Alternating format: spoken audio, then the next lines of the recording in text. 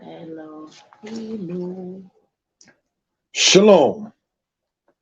Shalom, brothers and sisters. Giving honor and praise unto the Creator and the Maker of heaven and earth. My name is Yeshaya Yisrael of the tribe of Dan of the nation of Israel. In this particular presentation called Leviticus 18, Hebrew Part 2, we're going to go over the matter of Hebrew as well as a matter of a service dedicated to the Shabbat, as well as the commemoration of the new moon. We hope and pray that everybody is well and will be better. So, brothers and sisters, without any further ado, we're going to pull up the PowerPoint, if we will, brothers and sisters. And this is on the channels, Mordeh Yeshaya Torah lessons, as well as Mordeh Yeshaya Hebrew lessons. Why? Because Leviticus is in the Torah, and we're going over Hebrew. Thus, I had it put upon both channels in that particular case. To the people who have subscribed, it is appreciated. To the people who like, comment, and share, it is definitely appreciated. We again hope and pray that everybody is well and will be better. If I can be heard and people are in good spirits, please type in the number 4. If I can be heard well and people are in good spirits, please type in the number 4. Thank you for that. Shalom, Sarai, my lady, and thank you for your support. May the Most High continue to bless your life as well. Toda Rabbah. So, brothers and sisters, for some odd reason, when the PowerPoints are made and we see Most High, as you see on the screen there, for whatever reason, they try to say that that's a misspelling, which we know is ludicrous. So that is their particular way of stuff. That's not our way. We know and understand getting brothers and sisters of the 7th month upon the Hebrew calendar. And this was intended to go on last night, but due to certain situations, nothing real bad, it got postponed to this morning. All right. So, Shalom, giving honor to the Most High. Let me change that real quick and check self, or as they say, checking oneself. 2. Just wanted to show that right there in that case. All right. So let us look at this. This presentation is brought to you by Danite Publications. We hope you are well and will be better. We hope and ask that you subscribe to the channel, comment, like, and share.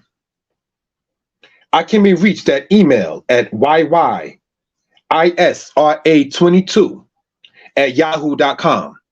For those who know, currently, the telephone number starting at 908 is currently out of service. And not to talk business, I had to prioritize a certain matter. So I had to decide which one was more important in dealing with certain situations and trying to maintain a place and maintaining substance in the place. I decided for the moment until next month when that phone will be put back on. Nonetheless, I can be reached at the email that you see there, brothers and sisters. And let us get into this particular matter and presentation. Introduction. We ask you all to subscribe to the channel. We also ask you all to comment, like, and share. This presentation, Leviticus 18, Hebrew Part 2, is based on the Hebrew we see in Leviticus 18, verses 4 and 5. In continuing in this matter of biblical Hebrew, we would like to address what is the adjective, the verb, the noun, the prefix, and the suffix. We ask you all to get your pens, paper, and phones. We hope you all are well and will be better. Now, why do I say phones? Because in certain instances, and it's up to you, you can actually take a screenshot of what the presentation is about, going over matters of Hebrew. We are dealing with this, and this is going to be, brothers and sisters, a 20-slide presentation. We have gone through 2 of the slides so far. So there are 18 slides left in this particular presentation. So, sidebar, I'm going to go and get a pen, because for me, having a pen in my hand when going over a presentation puts me more in the spirit of it. So bear with me 1 second. Be right there, family. Thank you so much.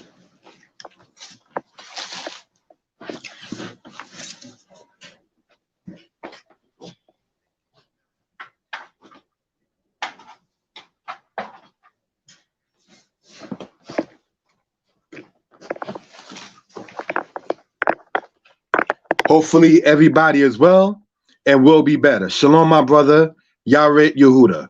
Boker Tov to you as well. All right.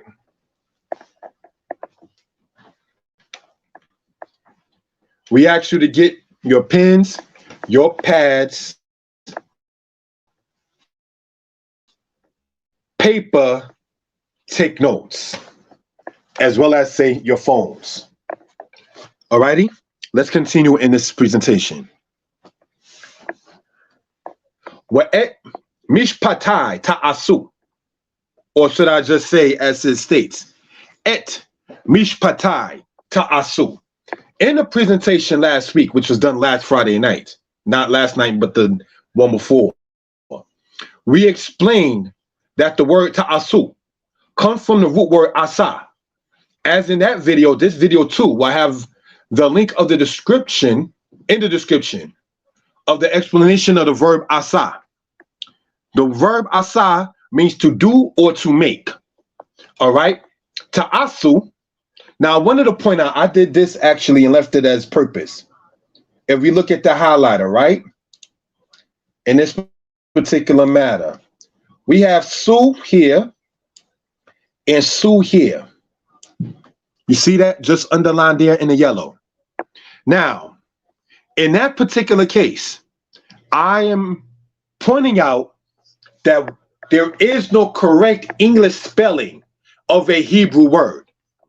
Since words such as ta'asu, mishpatai are not English words, you can spell it any almost way you want, because what you're doing in part is just taking a Hebrew word, in this case, and then putting it into English letters. That does not make it an English word. All right? So, in light of that, there therefore cannot be any correct English spelling for a word that's not English. All right? Ta'asu means you all will do. This is inclusive of males and females or just males. So if you got 4 females and 4 males, and one is speaking to them saying ta'asu, meaning you all will do, that's how that goes in that case. If there are 4 males alone, you would still say that same word, meaning you all will do. Means you will do, speaking to the you being more than one person, second person plural, if you will. All right. If it is just females, the you all will do is ta'asena. In this presentation, point this out for edification purposes. All right. Just want that to be noted in that particular case.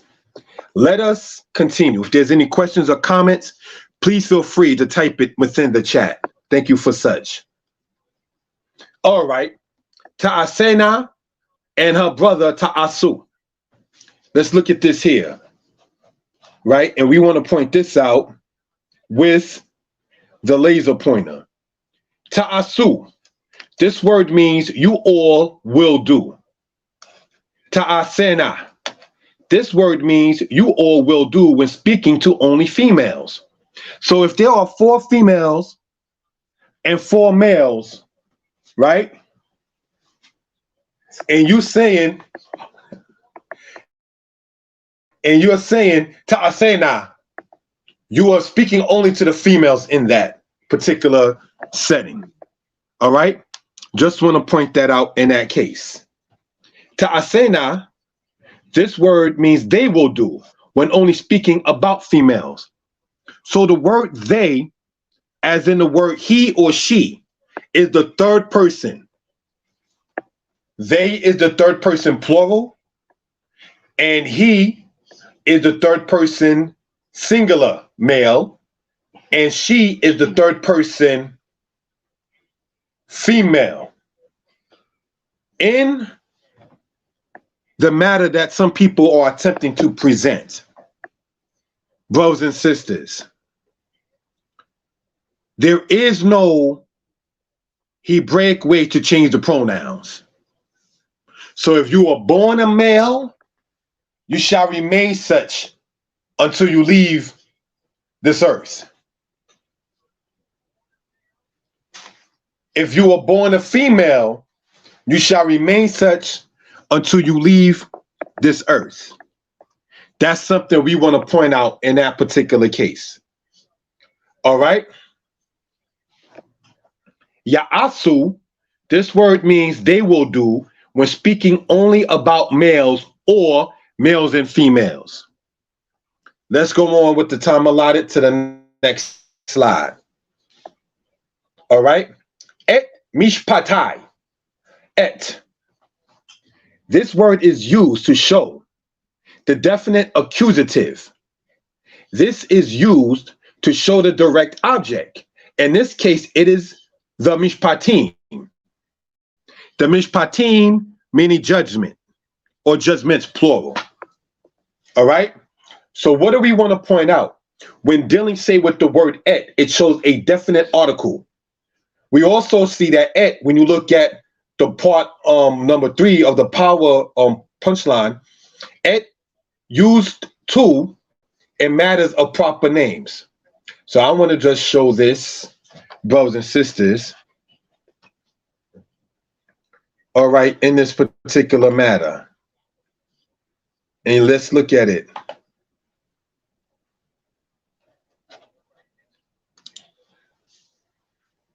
Just wanted to show that in that realm, right? And we see, brothers and sisters, used to in matters of proper names. Yeshaya wa'et Sarai. Sarai wa'et Yeshaya. Because you're speaking of a particular Yeshaya, you're speaking of a particular Sarai.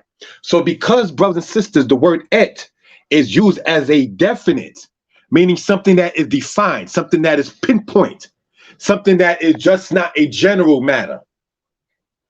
The direct object, in this case, the object is in Leviticus, the mishpatim or the judgments. Et, something that is showing a particular, not general matter. Exodus chapter 20, verse 8. Et yom ha-shabbat, the Sabbath day or time. Now, say about 2 or 3 weeks ago upon the channel, we explained that the word yom can mean day and it also means time. And that takes you into the Hebrew of of Deuteronomy chapter 10, verse 10. All right. So just want to point that out in that particular case. Let's go on, family. This shows that Sabbath does not rotate. Because it's a definite pinpoint time, it shows that it doesn't rotate from one thing to the next in that particular case. All right? You, otka. This is a direct pronoun. This goes after verbs, not never before. Them, otam, is a direct pronoun. This goes after verbs never before. Let's remember that. Next slide, please. Instances of the word et.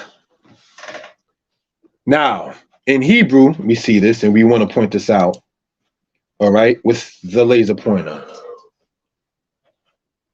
Waikal Moshe et hamlaka, meaning, thus Moses finished the work. Now, waikal comes from the Hebrew root word in part, kala, which means to finish or to complete. All right, Moshe we know as Moses. Et hamlaka. The work in particular is talking about the work regarding the tabernacle. So that's why you will see, brothers and sisters, with the word et shown. We want to show this in the highlighter. All right. That's why you'll see et here, as in you see it up here. All right. Now going back, if we will, with the laser pointer, the tenor meeting, et ohel moed. So it's not just any tenor meeting, it's a specific one. Thus the word et precedes it. Now what you will call there, correct me if I'm wrong, a hyphen in English, in Hebrew is referred to, correct me if I'm wrong, as a mafek, M-A-F-F-A-Q, or M-A-F-F-E-Q, all right? That's just a modern word for something shown in the written form of Hebrew. I want to say this in due respect. It appears maybe perhaps that ancient Israel had people who did not know how to read. And this is not to dampen nobody's spirit. Do you think those men in the book of Judges that assaulted the lady all night till she passed away knew how to read? Something tells me those those gutter kind of men, those base men, did not know per se how to read. The Danites who kidnapped the Levite, can we think that they knew how to read? How many times was it supposed to be the law written on your doorpost? So literacy was definitely promoted in Israel. You understand? Shalom, Yirmiyahu Yisrael. How you doing, Aki? All right. So just want to point that out for reference purposes. Wayitain et hakaporet. And he put the mercy seat. Wayitain means and he put, and he placed, and he gave. All right, just want to point that out. Now let's point something out with the time frame we're in. Mercy comes from the word here, ha-kaporet. That kaf, that pay, and that resh, kapar. What does the word kapar mean? Or kippir. What does kippir mean? Do we see where we're going? Kapar, kippir, kippur, Yom Kippur. Now, that kaf, that pay, and that resh, in that particular case, brothers and sisters, translated there as the mercy seat, that is talking about the matter. See, I didn't even, thank you, my brother. See, I didn't even go there yet. Paul does mean the cover. But see, Paul, thank you for that, my brother. Yirmiyahu also means to atone. So when you are making atonement, you're making what? A covering. That's why some people talk about, do you have your covering? Kapar does mean, or kippur, thank you for that, my brother, does mean to cover. Also means to atone. This is where we get Yom Kippur, the Day of Atonement. And we want to say, being several days from it, that it is just not about not eating. I remember one time a man, may he rest in peace, Moreh Hoshea, he said, if you don't eat the night before and rush into your job for 8 hours after not eating the night before, and if you get caught on the double, You may not eat that whole day. And a lot of people was like, never thought about that. Meanwhile, you're working. So the point is, in saying that Yom Kippur is just not about not eating or drinking, because you can simply just not eat or drink. Isaiah 58 we'll go over, because I intend on Yom Kippur, which is so-called Monday after next coming, a short service. And in that, to go over Isaiah the 58th chapter, in which matters get into why we atone, why we fast, and the purpose of it. And how some people do it for show, sadly, and some people do it really from the heart. All right? So these are things we just want to point out. So when you say the mercy seat or to cover, it was the ark covering. When we say in the English mercy seat, it's talking about where the Ruach of the Most High, the Shekinah, will be within the nation of Israel by what they call the Ark of the Covenant, which is called in Hebrew, Aron Berit. Is that what Mussolini was trying to find and invade in Ethiopia? Who knows? The Apocrypha teaches us that when Jerusalem got destroyed, Jeremiah and the Israelites of the tribe of the Levites took the Ark of the Covenant with them into Egypt. Was it moved from that point on? Who knows? So, brothers and sisters, again, this is something we want to point out for reference purposes.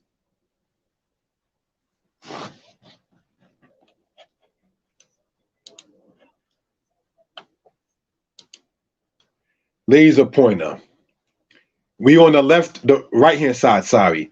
Et Hashemayim, wa et haaret, the heavens and the earth. The heavens specifically. That's why it uses the word there, et, as pointed out. All right? Et shenei ham orot hagdolim, the two great lights. Now that being the sun and the moon in Genesis, even though the moon is the lesser light, it's still a great light. So of the two great lights, one is greater than the other. So what can we point out in Hebrew here? All right, we're going to show with a different matter or color.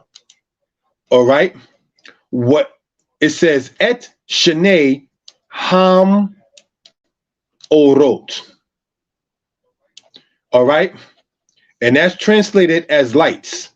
Me'or, meaning light. The Hebrew word he'ir, brothers and sisters, means to illuminate. So as we've been pointing out on this channel, Mordeh Yeshaya Torah lessons and certainly Mordeh Yeshaya Hebrew lessons, right? When that mem being circled there in the red is shown, it makes the verb into a noun. This is how you get the grammar matter in Hebrew. So me'ora, ma'or, or meaning light. Hagdolim, how do you say high priest? HaKohen, the priest, Hagadol. HaKohen, Hagadol, the high priest. HaKohen, Gadol, the priest is high. Now, the high priest is HaKohen HaGadol. Kohen Gadol means a high priest. Kohen HaGadol means a priest who is high. This is how Hebrew works. We're going to get into that, and I'm going to use the example of high priest to show how to say a priest, a high priest, the priest is high, the high priest. And how Hebrew works in that. Take what I say of my lady, Sarai. Isha, meaning a woman. Isha Toba, a good woman. Sarai, Isha Toba. Sarai is a good woman. Ha Isha ha Toba Sarai, the good woman Sarai. That's how Hebrew works when you're showing the grammar, when you put the word is in there, when it's just the word a in there. That's how it works. We're going to use the Kohen Gadol matter and my lady Sarai as an example to show why. Because people talk to people. Hebrew is a language that's spoken. Sometimes people say, when you speak Hebrew, you can't speak in your normal voice. Why not? When a woman gives birth, if all she knows is Hebrew, what voice is she going to use? When the Israelites shouted when the Ark of the Covenant was there, unfortunately, the Lord's still in the time of Samuel, even with the Ark. What does that tell you? And it's not to try to be preachy. Israel had the Ark there and still lost. Because your righteousness needs to be high. The Ark of the Covenant can't cover your wickedness. See, when you got the witch over there, the sorceress over there, the person dealing with idols over there, and then you got the Ark of the Covenant in your army, and you got false gods in your pocket, the Ark of the Covenant can't cover that. You got to get rid of the evil in order for anything of the Ark to really, truly work. It's a blockage. You got to get rid of the powder cake before it enters that house, said Malcolm. Before it explodes. And Israel lost the battle. The Ark of the Covenant got stolen. Eli's two sons, Hophni and Phinehas, got killed. Being a Levite of the house of Aaron does not atone for your wickedness. Your sons of Levi, you bringing a woman in the camp and sleeping with them, like it said, the Hophni and Phinehas. That's not what they're there for. What can we spiritually learn? When sisters come into the camp, brothers, don't be, yo, here's my number, girl. She ain't come to see you. Give her some time, and I promise, like mommy told me, a woman definitely about honor. If a woman like you, she'll let you know. I was like, how? You'll find out. Even mommy wasn't, quote, revealing all the secrets. But I remember her telling me, you don't have to sit there. What sisters today call thirsty, mommy called desperate. I like you. I like you. I like you. If she likes you and you like her, y'all going to know it maybe even before you say it. So you ain't got to go in there. I'm going to try to talk to her. And I'm going to try to talk to her. And because mommy told me, women talk. Like, he tried to talk to you. Yeah, he tried to talk to me. Oh, we see what he's about. He's just trying to talk to someone. Bye-bye, Ak. And I seen it in Israel growing up. They asked that brother to leave. What are you here for? You come in single. You're trying to talk to all of the sisters. That's not what we about. If you get with a sister in here, then so be it. Go through the council. Speak with the elders. Plan your wedding. And one other brother did it. And took that sister out the camp and flew away. All the way to Ghana. And they lived happily ever after to this day, still online. So I'm saying, brothers and sisters, there was a good way it was done, just pointed out, and a sloppy way that it was done, pointed out. So in Israel, we want to point out, as we get into the timing of Yom Kippur, that cannot cover you if you're not trying to make those amends. Do you understand? The people that was making these things had to be of a certain character. It said the Most High filled with making the tabernacle and everything and the curtains and all of that, and the Ark of the Covenant was only two people. Well, making the Ark of the Covenant. It was two people, one Danite, one Judite. And to show you about time and place. Once they finished making the Ark of the Covenant, you know they couldn't touch it after that, after it was consecrated. You did your portion, your job is done. Next. Now, that's not how we should do with each other as people. But once it comes to a project, as in saying I'm making the Ark of the Covenant, doing a matter and presentation, there's a beginning of the job and then the ending of such. We shouldn't treat our brothers and sisters as a job, though, or a chore or a duty, but rather a love, compassion, and responsibility. And that is where it boils down to it. All right? So, or means light. Hey, ir means to illuminate.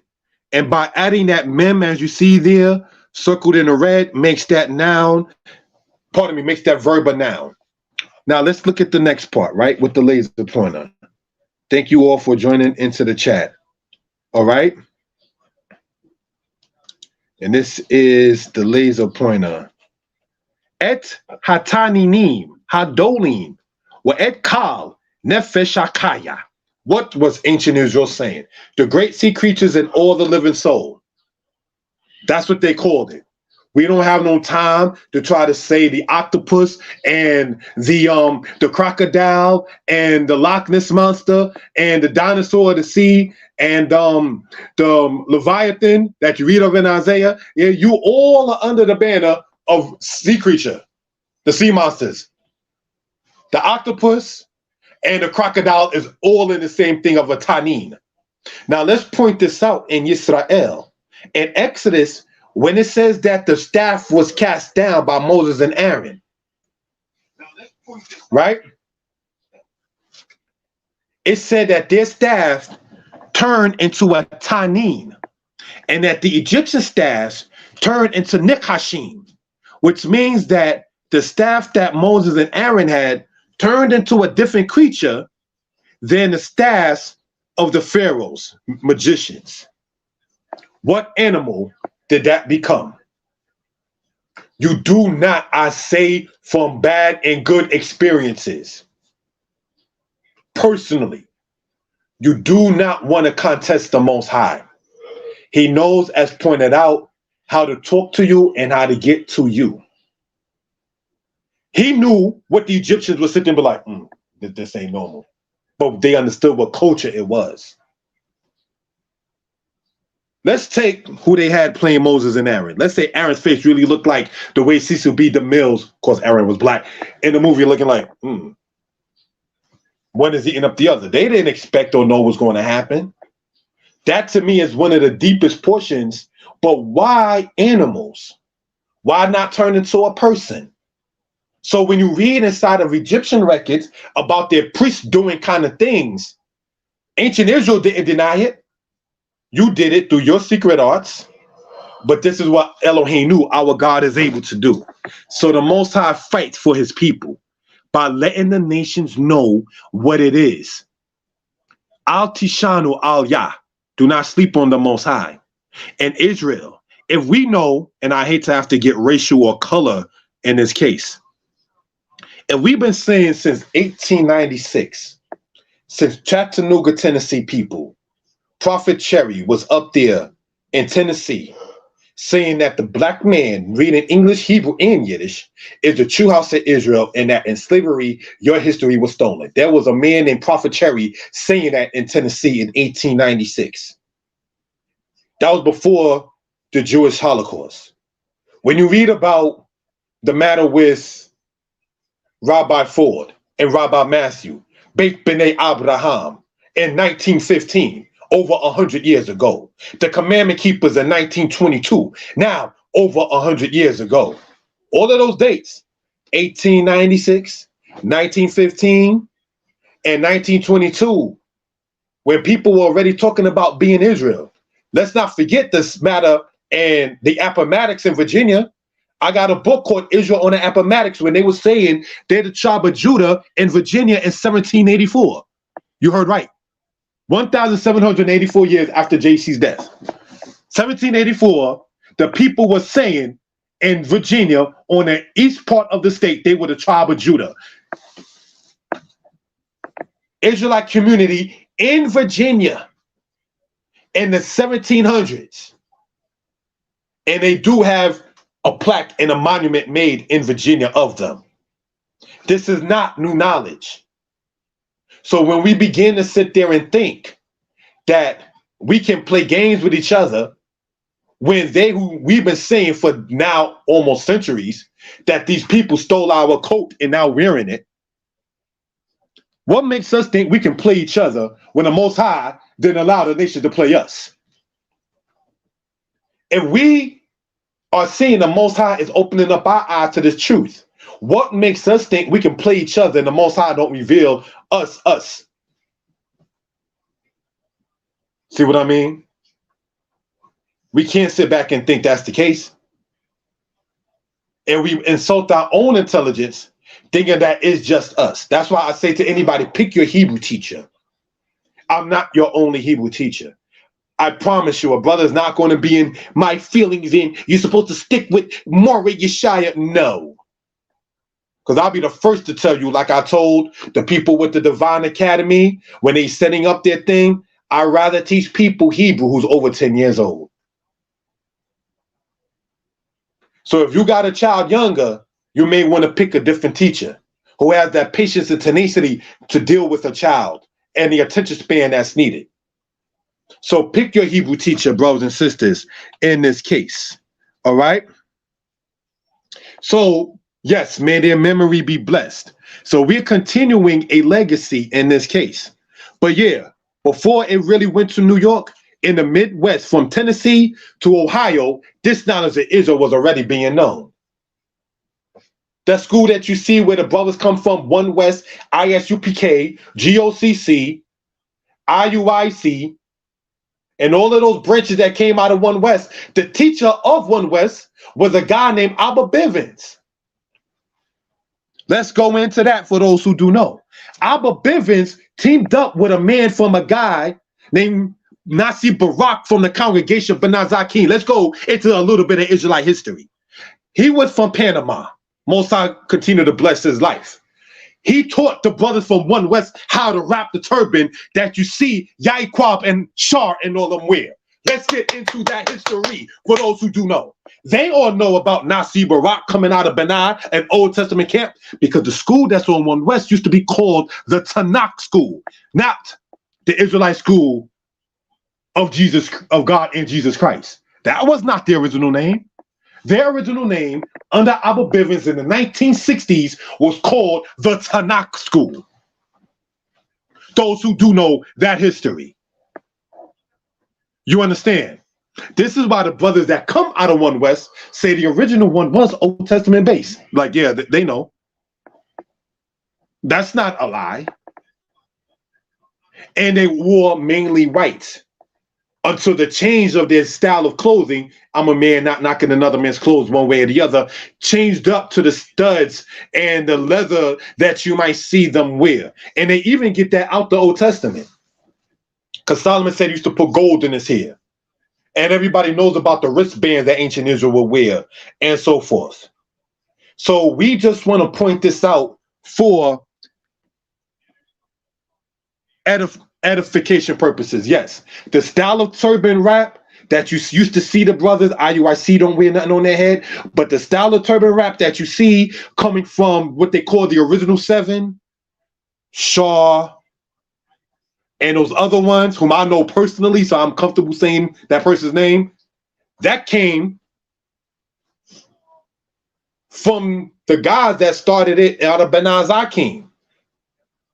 B'nai Zakim was started by an elder, may he rest in peace, named Nasi Yaakov, who was in Brooklyn but came out of Ohio. This is my point in pointing out Israel's knowledge was big between Tennessee and that in Chicago. There are more camps in Chicago than New York City.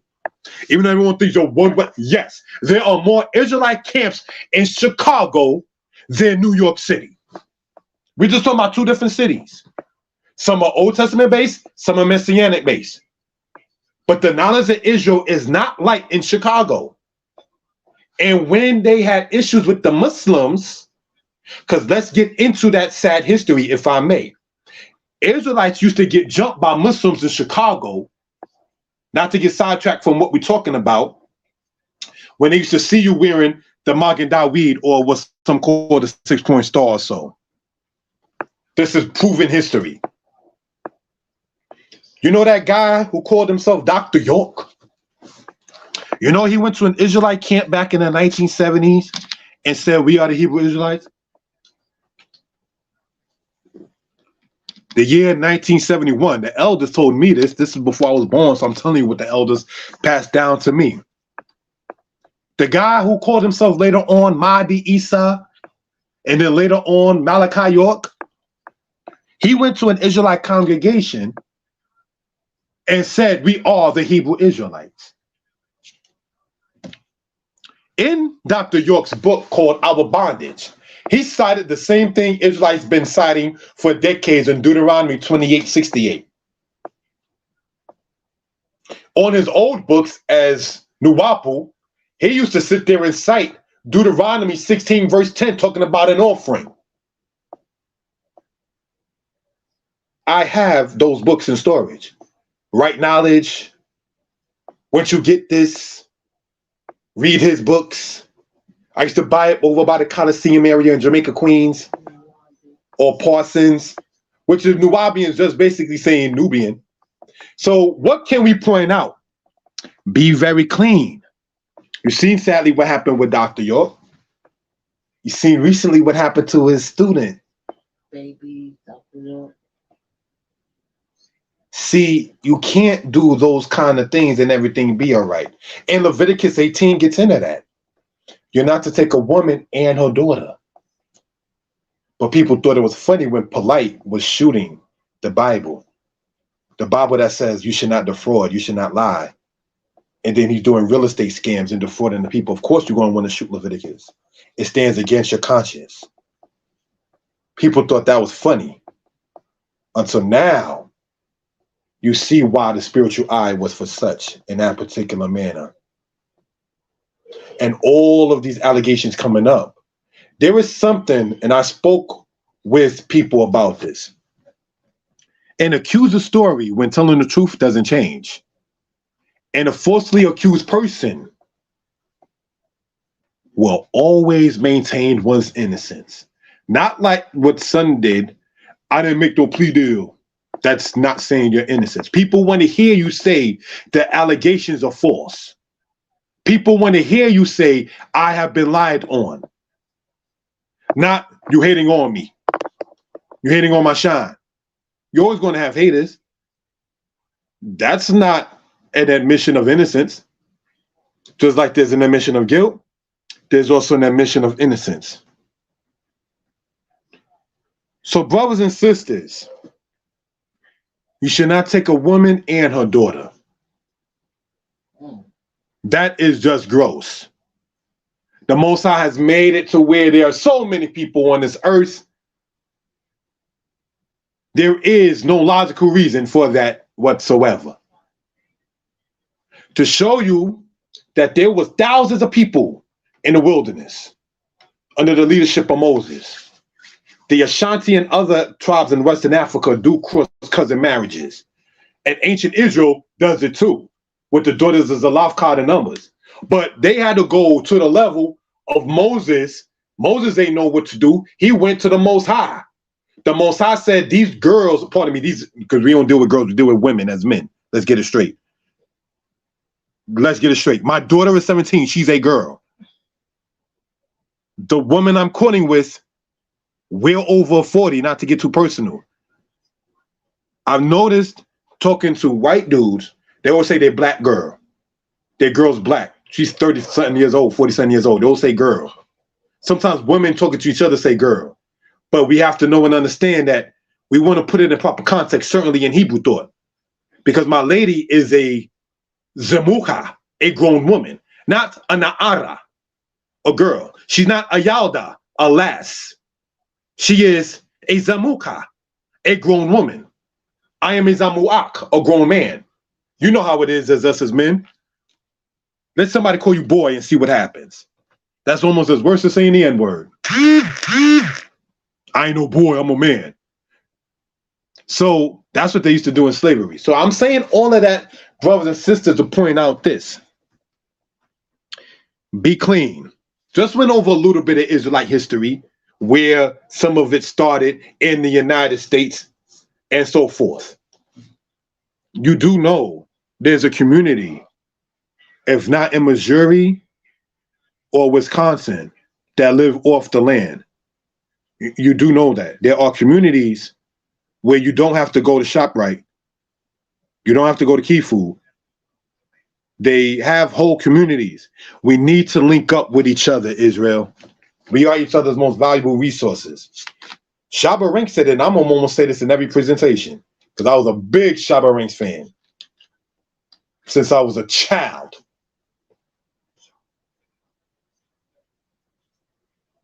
Black people suffer because we don't stick together. That's the real reason. The white man, no. Ain't no way in the world, even if we know and understand, Hamites sold Israelites. They seen black people selling black people. That could have never happened if the people that were around there did not turn on each other. Nat Turner said that.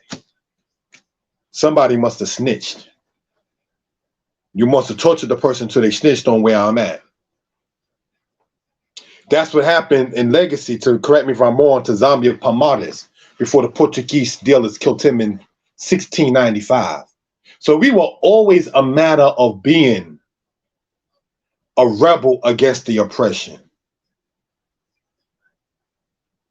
You know, I have a female in my family that didn't have the best relationship, got with somebody else and is now happy. This ain't one of them kind of Tyler Perry kind of movies. This was a real life story. And that's what we as Israel are going to have to do. We being a wife of the Most High, slapped around, disrespected, humiliated, treated like a harlot. Isaiah 51 says Israel became the people who laid down and let everybody walk on their back. Just take advantage of me, world. I love everyone. But eventually, they know that's going to end. So getting back into this presentation, brothers and sisters, right? Et hataninim, hadolim, the great sea monsters, or the great sea creatures, just worded as tanin in Hebrew. Next slide. We'et kukwotai tishmaru. The word kukwotai, you can get your phones, take your screenshots, free of charge. The word kukwotai, we see a lot of vowels. In the description, there is a video link to Hebrew class number 6, in which the matter of the vowels are explained thoroughly. The word kukwotai means my statutes or my laws. What if I told you, and this is a copy and paste from my Facebook, what if I told you that Torah does not literally mean law, but does mean a teaching? Well, the word Torah comes from the word Hora. The word Hora, yes, means female parent and noun, means in verb to teach. So what does that tell us? If Hora means a female parent and Torah means a teaching, and a female teacher is a Mora, you're the parent by default in teaching. So all parents are teachers. Torah, a teaching. Mora, a female teacher. Hora, a female parent. See how it all rhymes, Hebrew rhymes? More, male teacher. The word Hora, yes, means female parent. When the hey letter is in a verb, in this case, the peyod verb, the yod in a qual stem becomes a hey, in a hefil stem. We may see a tau or thou in a noun. The last letter of the Hebrew alphabet will properly more so be called thou than tav. This is how you get Bethlehem. So, brothers and sisters, I want to show this by getting the camera on and showing with my Hebrew chart, if I will. Should already had the Hebrew chart. Sorry about that, family. This is why I like my pen. So I'm going to turn on the camera so we can see in live timing, right? This letter here, this is how you get Tob. Starts with this letter here, the letter Tet, where that's at. All right? Want to point that out in that case. All right? Tob doesn't begin with Tau. Torah does not begin with Tet. Then we have this last letter here, Tau, which should more so be said as pointed out, Thou, which means what in Hebrew? Sign. Tet. Sorry. Tet in Hebrew more so means snake. That's where you get Tob, like Boquer Tob. You understand? I learned about call and response from my mommy. May she rest in peace. You walk by without a nice, good greeting, the reaction is slap across the face to an elder or anybody around. If I have company in a house, you be the first to speak. When an elder gets on the bus, talking about Hora and teacher, when an elder gets on the bus, my son better be the first one to offer the seat. Now, I ain't gonna lie. In my mind, I was like, I hope this elder rejects it so I can stay sitting. But I knew that sometimes elders say, oh no, I'm getting off next stop. And everybody looks at my mother's son, not to be haughty, like she raising him well. She's not getting up. You get up. This is something they point out, and I give respect to the people in the congregation Shema Yisrael about this. How in the world do you have people on the train getting up for children? We're not talking about a child that's sick or something like that. I see that sometimes. Oh, a child is there. You don't reverse the roles. You made what is good bad and bad good. The child gets up for the elder, not the opposite way. Read Leviticus 19. You shall rise before the hoary head and honor the face of the old man. Proverbs 31, woman. What about the Proverbs 31 man? It says her husband is known when he sits among the elders of the city. He's not there like Rehoboam, son of Solomon. I'm 40 years old, and I'm going to listen to the knuckleheads I was raised up with. Well, Solomon was like this. Make it worse. Rehoboam's friends were haters. They didn't want to see him shine. So they gave him advice, and like making a foolish decision, Rehoboam said, you know what? My father did this, and I'm going to do that, following not the counsel of elders. Rehoboam, son of Solomon, lost a good part of the kingdom listening to his knucklehead friends. Watch your friends, like it says in Sirach. Take heed to your friends and try your friend. See if your friend is a hater. Now, this is an example that's extreme, and I'm not saying anyone that ever sell narcotics. A person selling it said one time that he sent someone out to make a, quote, package delivery, but told the other person, give him 2 times the amount in money. So if it was to be $5, just using that, the person who was sent was given $10, even though what it was quote unquote worth was $5. You know, I want to quote, try a friend and see if you come back with the $10 or just the $5. And then I can see if you're trustworthy. So if you can stand on your own merit, and if you can sit there and face the furnace of adversity, which makes acceptable men, or tried in what? The furnace of adversity, then you'll be able to sit there and handle that. So we want to point that out for reference purposes. Hoping and praying that everybody is well and will be better. If I can be heard well and people in good spirits, please type in the number 4. If I can be heard well and people in good spirits, please type in the number 4. So we could point out that the word coke means law. And we're going to point that out as the time goes along, brothers and sisters. All right. So kukwotai literally means my laws, also meaning my statutes. All right. Any questions about that? Please feel free to type it into the chat. All right. Next slide. Pens and pads are needed. 18. Urpidot zaruchim. 18. Urpidot zaruchim. Kok. This word kok means law, decree. That which is inscribed is a noun. In the verb form, it is kakao, meaning to cut in or to decree. Behold, I have graven you on the palms. The Hebrew says, and this is why we say we want to get the pens and so forth, right? Hain, behold. All right? In that particular case. Al kapayim, on the palms. Color coding it. Kakwotik, I have graven you. Now, brothers and sisters, let's look at this and get some Hebrew edification, if we will. right?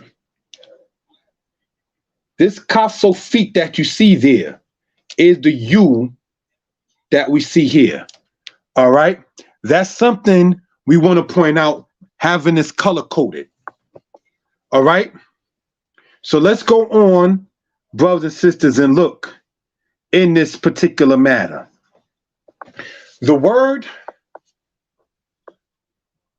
kakak is an iron verb, and that the second and third root letter is the same letter. All right.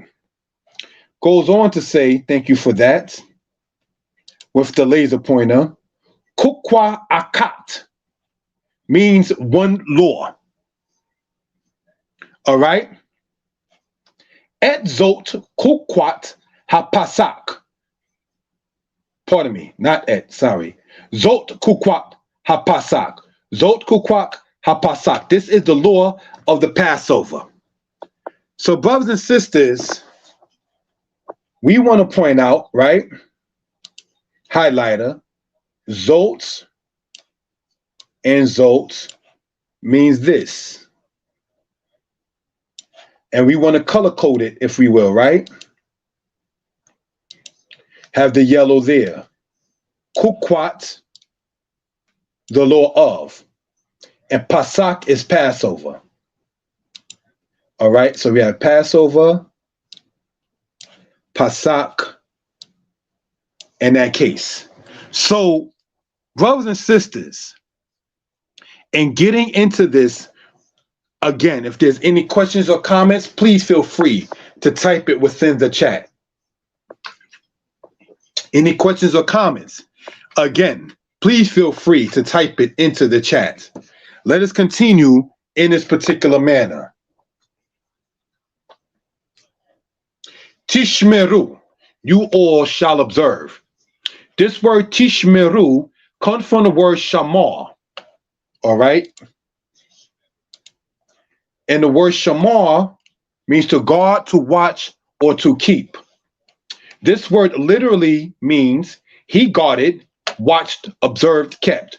To guard or to watch literally is lishmor. In the presentation last week, we explained how the lamed works as a prefix. You can look up that lesson, Leviticus 18 Hebrew, on the channels. Subscribe to the channel. Now, brothers and sisters, in color coding this, we're going to use a different color on the right-hand side.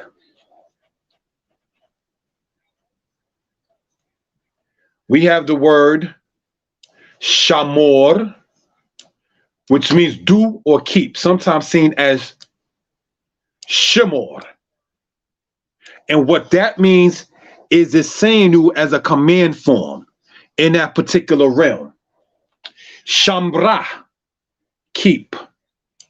This form is in a way of appealing for something. So if you were to say in prayer, Shambra oti, keep me, guard me, that's how that will go with that.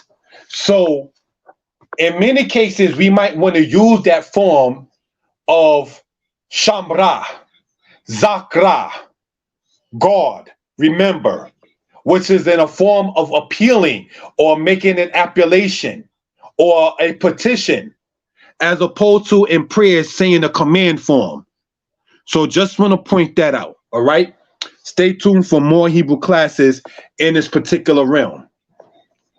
We have here Shamarti, I kept, I observed. All right? Shamarti. Then we have here Eshmor, I will keep, I will observe. Eshmor in that particular case. If there are any questions or comments, please feel free to type it in the chat. Questions or comments, please feel free to type it in the chat. Thank you for that. Next part. La leket bahem, to go or to walk in them. All right. The word la leket literally means to walk or to go. The root comes from the word halak, literally means he walked or he went. So if you said halakti, it means I went. Halakti lakhanut, I went to the store. Halakti shemusha, I went to the bathroom. Halakti kedra, I went to the room. Halakti beita, I went to the house. So we just want to point that out in that case. Now, whether you say halakti, meaning I went, or it means I went in past tense, or I walked, either one, that's for males or females. And the pronoun for it, it will be ani. All right? So, as pointed out, for males or females. The word bahem means in them or with them. So that's something we want to point out for reference purposes. Now, remember, brothers and sisters, when we were saying pens and pads are needed, remember we went over that? Well, here's the part of the reason why a brother is saying that. I'm going to leave that there so you can see. Use your phones if you care to screenshot. In me, B. In you, Baka. In you, female, Bak. In him, Bo. In her, Bah. In us, Banu. In you, masculine plural, Bakem. In you, feminine plural, Baken. In them, Bahem, masculine. In them, Bahen, feminine. So I'm going to leave that on the screen for just a little while, brothers and sisters, so people can take notes.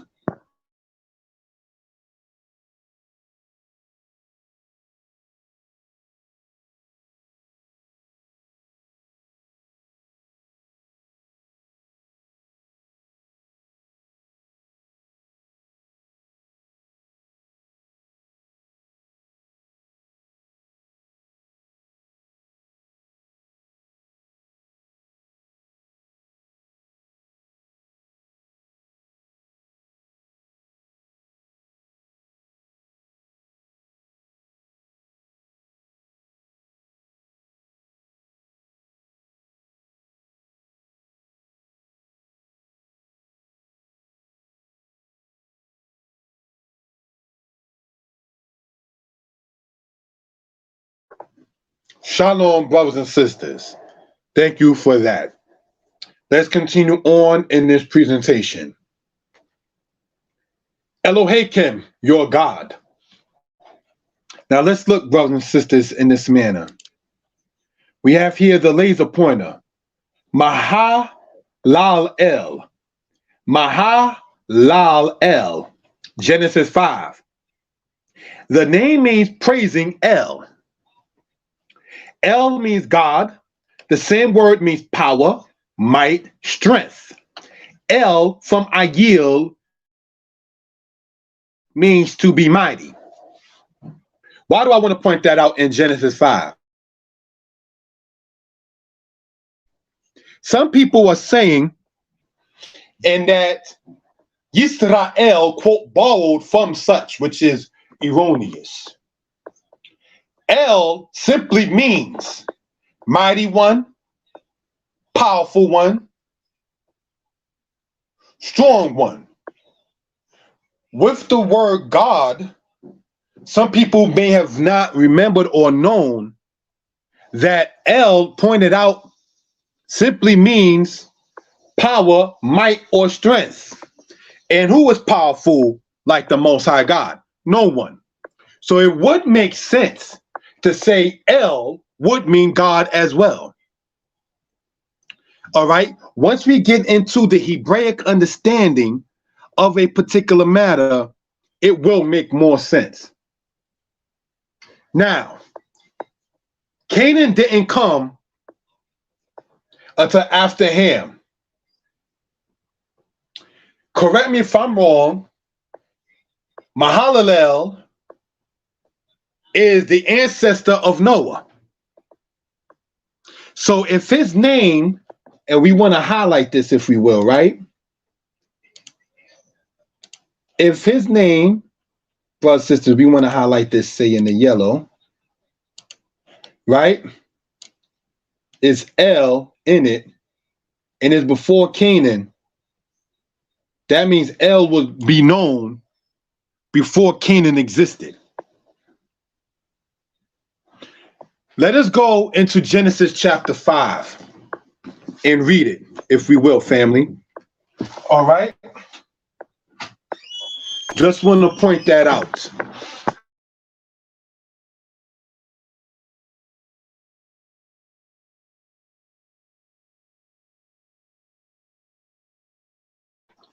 So, brothers and sisters, let's go to Genesis chapter 5. All right? Thank you all for the time. I know it's the Sabbath.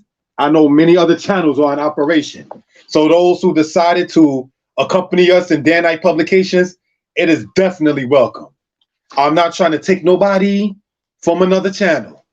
I know currently you got different channels on at this time. So whether you listen now or later is definitely appreciated. All right? Because I intend to listen to another channel sometimes on Shabbat.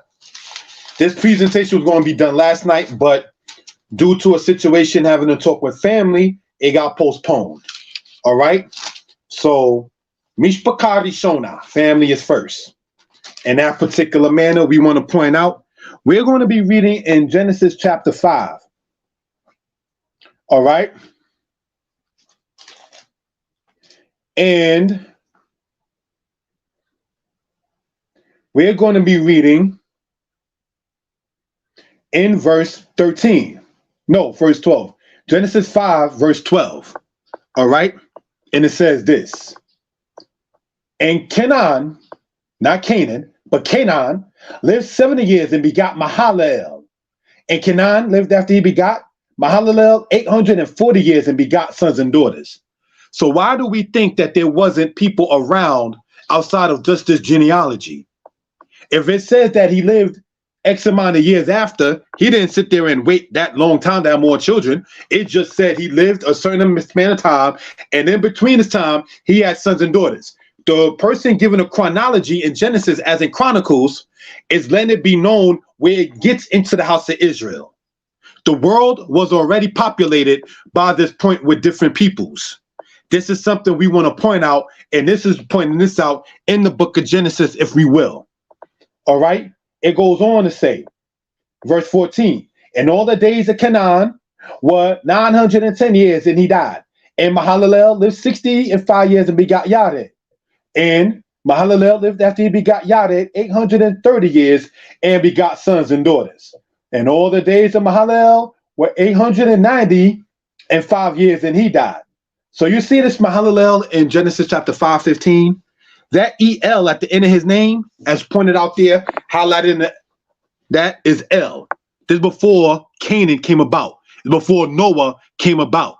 They was already referring to the Most High as El. So it's not from a Canaanite pantheon that El comes from. Just want to point that out for reference purposes. All right? Any questions or comments, please feel free to type it in the chat. El from Ayil means to be mighty.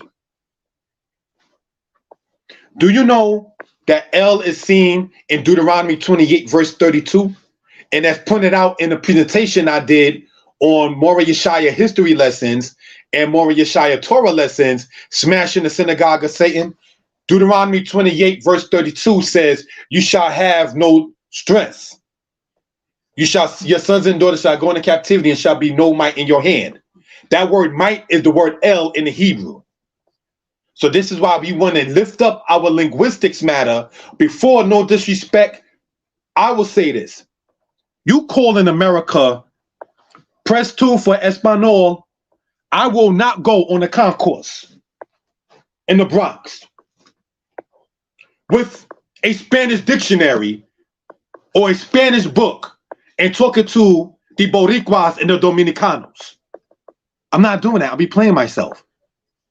If you can't speak that language, don't come, like Wu-Tang Clan said, professing knowledge as a tool, coming with that lip professing and so forth. People want to know at this point, what can you speak? Because children are born speaking a certain language. So I say that to say this. Just as much as you will not go in the Bronx, and I was born in the Bronx, it's no knock whatsoever.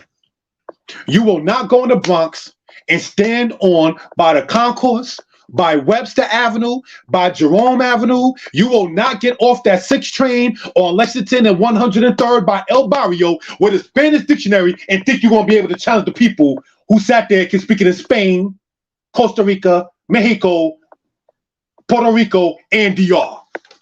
They'll laugh at you. So why do we as Israelites who've been studying Hebrew, teaching Hebrew, take somebody who didn't take out the time to learn it, say, well, El is really a Canaanite deity. You need to get your studying up and keep your mouth shut. I know what I'm talking about because I made that mistake twice.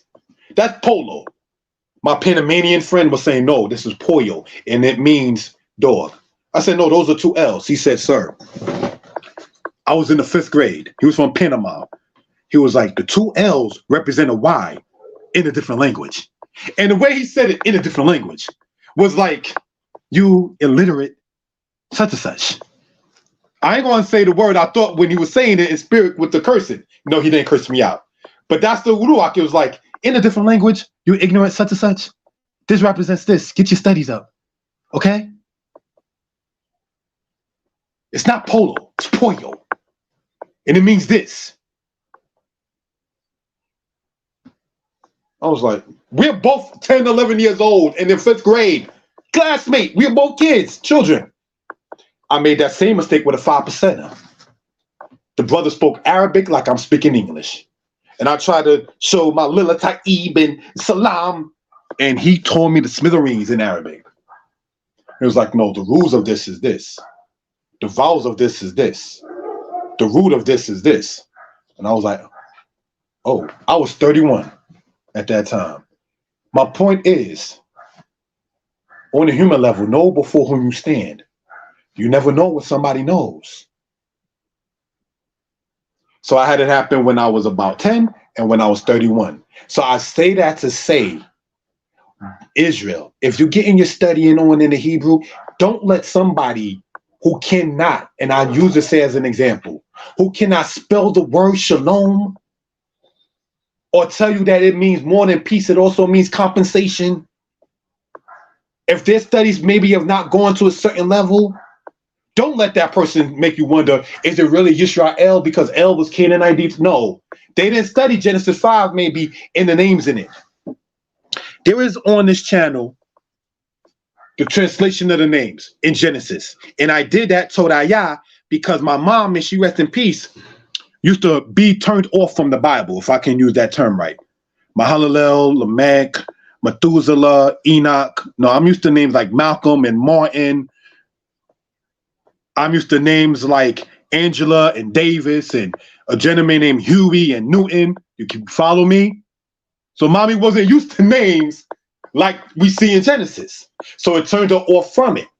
So I decided it was a good idea, Torah, to bring the translation of the names in Genesis so we can relate to it. And the translation of the 12 tribes of Israel. And the translation of the songs that we've been listening to. You understand? Beni Adat, 1991, Passover. Not long after the gentleman from Panama put me on about Pollo. Right? No, not he. We are inside the camp on Passover in 1991. And the women were singing in Hebrew. And I said to my mother, Mommy, what they're saying? And my mother looked at me in all the white garments she had on and said, I don't know. I said, nah, yo, we ain't doing this. Of course, I ain't say that to get my teeth slapped out to my mom's. But I said, what do you mean you don't know? This is 1991. We've been in Israel since 1982. That's 9 years. I'm already 11. Mommy, what they're singing at Passover, I don't know what they're saying, son. I made it my business, thank the Most High. In that same place in Beni Adat, sat under a man named Adon Aharon ben Zebulun, may he rest in peace. And I studied that Hebrew. I studied later under Kohen Mikael.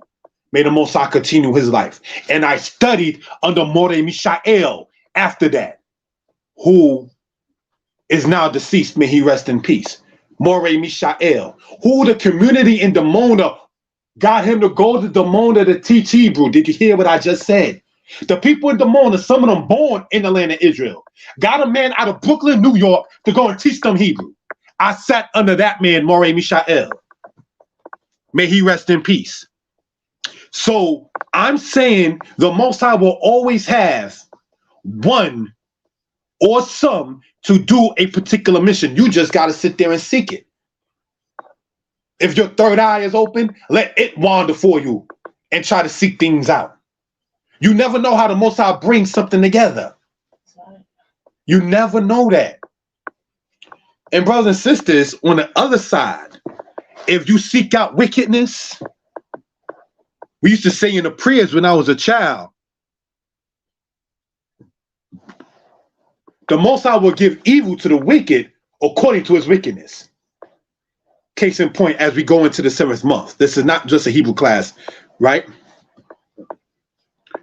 I saw the movie Paid in Full. May Richard Porter rest in peace. Your man in the movie, Ace. I'm friends with him on Facebook, by the way. The real AZ Faison.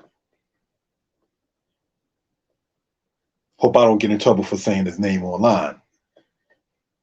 The real person who Wood Harris played as Ace, I'm friends with him on Facebook. He left that life of doing what he was doing. He talks about it. But what am I attempting to point out in this case? He gives to the wicked evil according to his wickedness.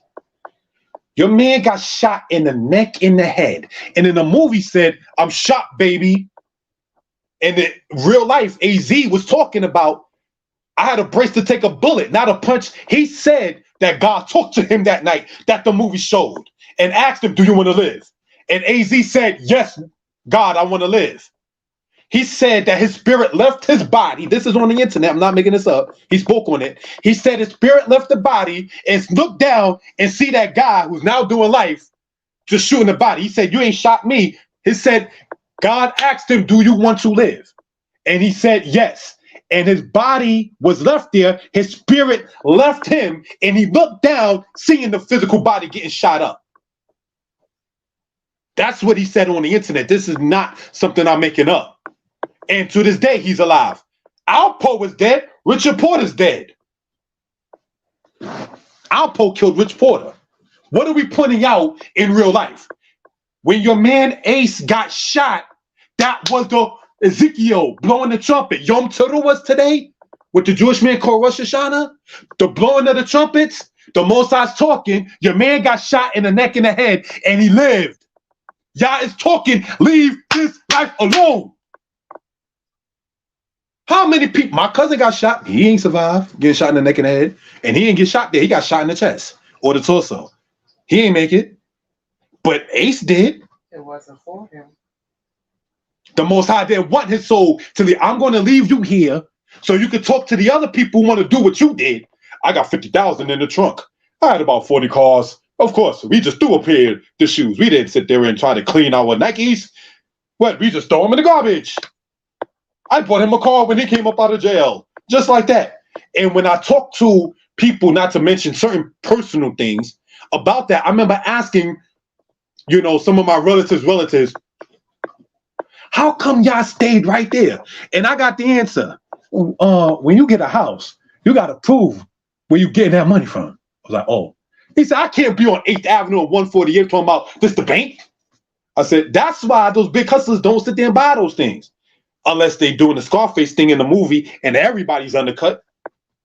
They said they cannot go. I asked him, I said, you couldn't go to a bank. He said, I cannot go to a bank with $50,000, $60,000, $70,000, $80,000. They're going to ask me proof of employment. Where's your pay stub?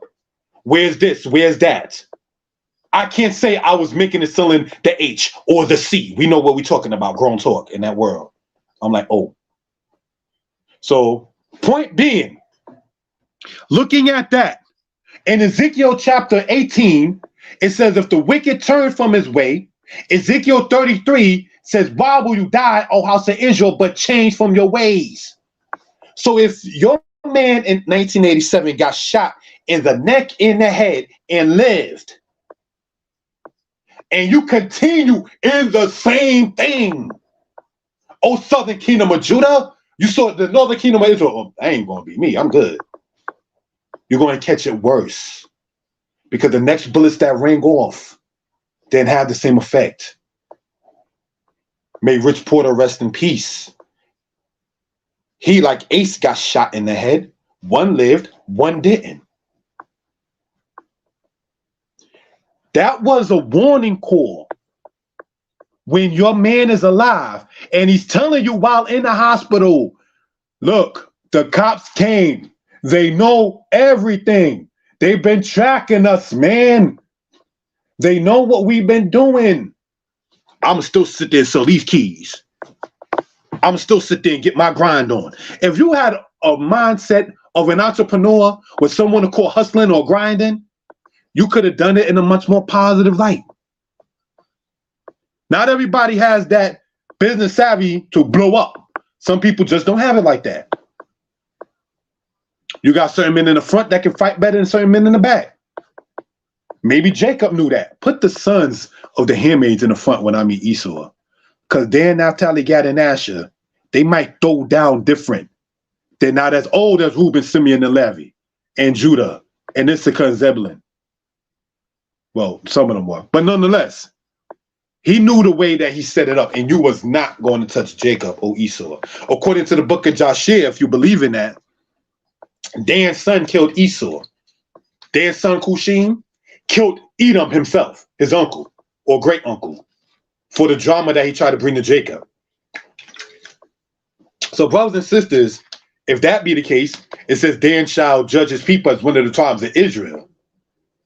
Could that be the reason why Dan is known as such for avenging, judging, also Dan meaning avenger in the linguistics? So, brothers and sisters, looking at that and how all of that ties into the timing of the 7th month, they're talking about the storm, Hurricane Lee, and those who do know, if you follow it, you do know the hurricanes come from West Africa and go west. You know what used to go west? The slave ships. When you study things in black communities, RBG or otherwise, they point out that the hurricanes follow the pattern of the slave ships. What did you do in what they call the Bermuda Triangle that the Most High has it doing what it does over there? What energy did y'all leave there for that? When Isaiah says y'all will make a new heavens and a new earth, it's because this earth is like, clean me up, and that's going to be the new one, clean one. There's something over there in that Ruach there that makes something happen all the time. Do you know that's not, correct me if I'm wrong, from Barbados? Barbados was the shortest trip in the slave trade from Western Africa. And it opened its, quote, slave ports in 1605. So, brothers and sisters, getting back into this, Israel, as we get into the timing of Yom Kippur, as is usually, not trying to say it's a custom, change your ways. Even if you want to use an example like that movie Paid in Full. He lived after getting assaulted.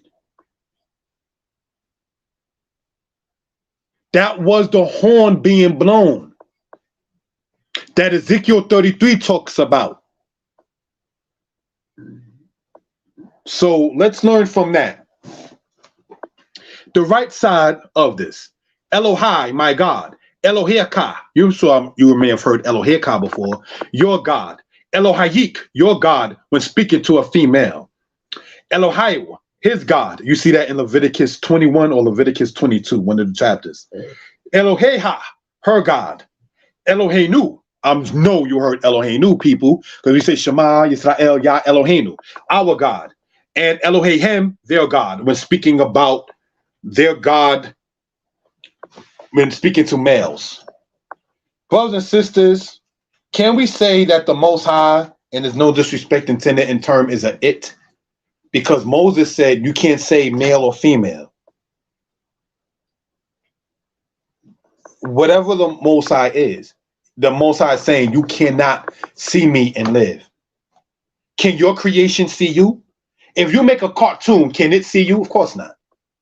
So if the Most High made us, what makes us think that we'll see him in that manner, like dapping up, hey, my man's in them? No. You think parents say things like, I ain't one of your little friends? The Most High is saying, don't come before me with your shoes on. Take your shoes off. I made the earth. I'm telling you, you're on holy ground here. Don't bring what you wore out there in front of me. Take your shoes off, Joshua. Take your shoes off, Moses. It's a matter of respect. And then there's a time you do put on your shoes when you're leaving for your own, as in the Passover. The Most High wants us to have our own. Why do you think covetousness is so bad? It lacks responsibility. I want his wife. I want his kippah. I want his shoes. I want his books. I want his house. I want his children. You should not covet anything that is your neighbor's. So if it says her husband, yeah, polygyny for those who want it is there. But don't be that snake type of woman. I'm just going to sit there and just work my way. Sister, if you're involved mentally with another man, approach his wife and give some respect. Like, can we be sister wives? I don't know if she'll say yes or not, but at least you can say you asked an honor and not, I'm just going to be the side one. Because that don't work in Israel. We see how that turned out. Abraham and Sarah, Isaac and Rebekah. You see, Jacob ain't know who he was sleeping with in the time with him and Leah. See how that turned out. So bring it out, brothers and sisters. And same to you, my brother Saryehu. Shalom Lechem. Kak Sameach Yom Teruah Tov Lechem. I don't have a trumpet. I don't have a ram's horn here. But when it talks about blowing the horn in Ezekiel, as pointed out, let us do in that particular manner. Be that light to the people so the people can sit there and see that. Danger. Don't do that. You understand? So, again, in closing this particular slide out, El is not a from the pantheon of the Canaanite gods, because El was known before Noah existed, thus before Canaan existed. All right, just want to point that out. And we see it there with the name Mahalalel, meaning praising El. All right, let's go on, family. Get your pens and paper. We are going to do this verbal and visual. Subscribe to the channel. That's the Day and Night Publications logo. Do you know what picture that is? According to the Bible encyclopedia I have, you know who they say that is?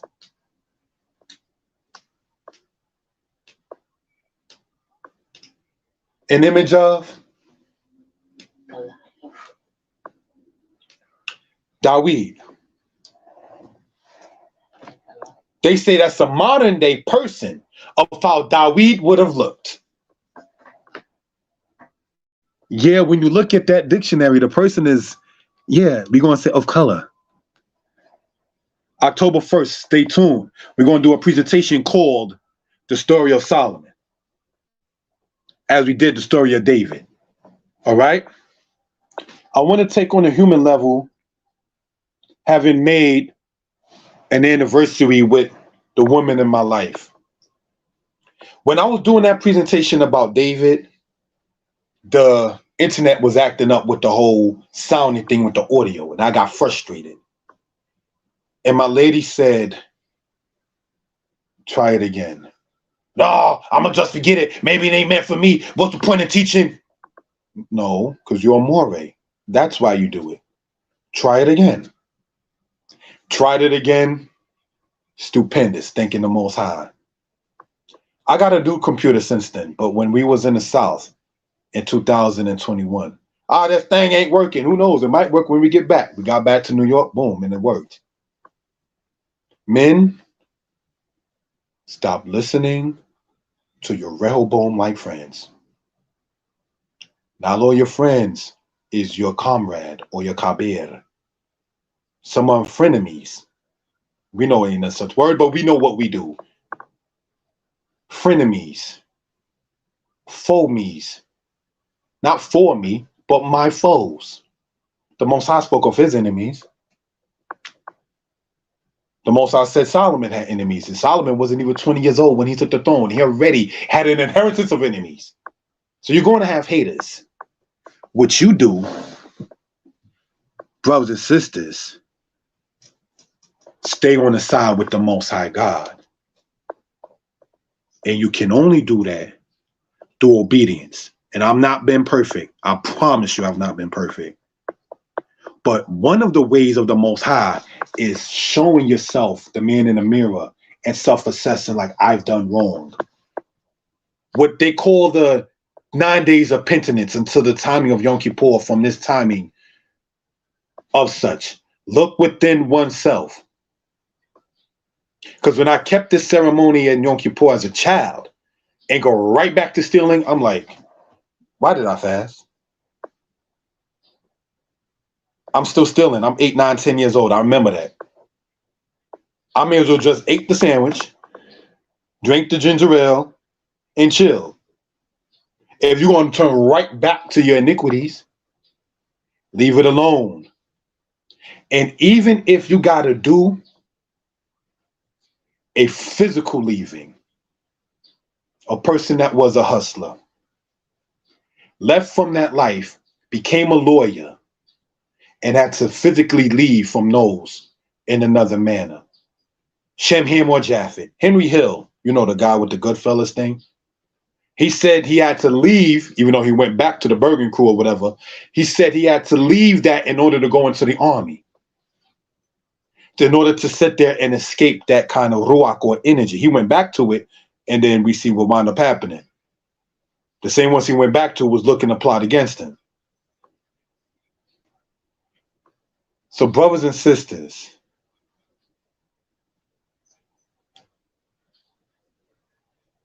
self-assess. Look to see what's going on in your life. Is there a reason why the false prophet, Cananiah, was killed in the time of Jeremiah in the 7th month? You shall be in Babylon 70 years. Hananiah the prophet comes later and say, thus saith the Lord, the God of Israel, within 2 years, Babylon will fall. The Most High told Jeremiah, go back and tell the people that he's a false prophet.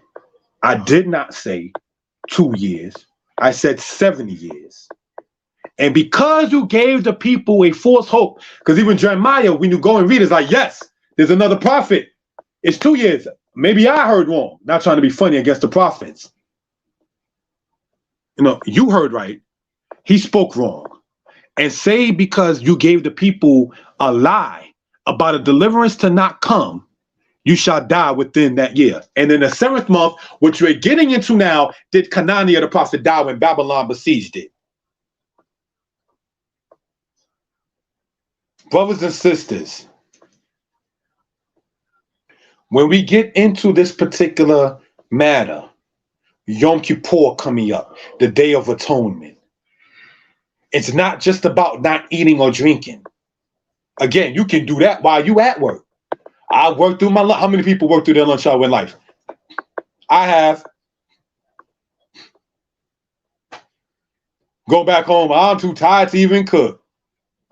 I don't feel like waiting to order anything. Just out. That means in that whole day, you didn't even eat while working. So it's not about not eating or drinking. What it is about is getting in tune with self and loving your neighbor as yourself. So every camp, every brother, every sister that either has a pantry or supports it, even if they're not there physically, may the Most High bless your deeds, because the Apocrypha teaches us that alms is an atonement for sin. Maybe you don't want to trust a person, or you don't trust a person to say, here's your money, or here's money for you. But what do you want to eat? Now, my diet has gotten better, but I remember, not to be haughty, somebody was saying, I would like that in a soda. I said, brother, I'm not buying you a soda. I'll get you a water. Bruh, I just came out the hospital by myself, man. I'm not getting you a soda. I'll get you a water. All right, thank you. And the Tanakh tells you, we're going to read this. If somebody in the chat can type it in, you don't have to type the whole thing, but we're going to read in Deuteronomy chapter 15, verse 7. It says this, Deuteronomy 15, verse 7. If there be among you a poor man of one of your brethren within any of thy gates, in the land which the Lord thy God giveth thee, thou shalt not harden thy heart, nor shut thy hand from thy poor brother, but thou shalt open thy hand wide unto him, and shalt surely lend him sufficient for his need in that which he wanteth. What does that tell you in Deuteronomy 15? That you're supposed to look out for your people. Don't sit there and have an evil heart, a hardened heart, but a heart of flesh, and shut your hand like, if I got it, you can get it too. Teach him how to get it. Let's go to Proverbs chapter 9. This here is not just a Hebrew class, all right? But we all, as we did go over Hebrew. Let's go to Proverbs chapter 9, verse 6, all right? With the timing allotted, thank you for such. Proverbs 9 chapter and the 6th verse. And it says this, forsake the foolish and live. Let's read that again. Forsake the foolish and live, and go in the way of understanding. Rehoboam friends, leave those kind of people.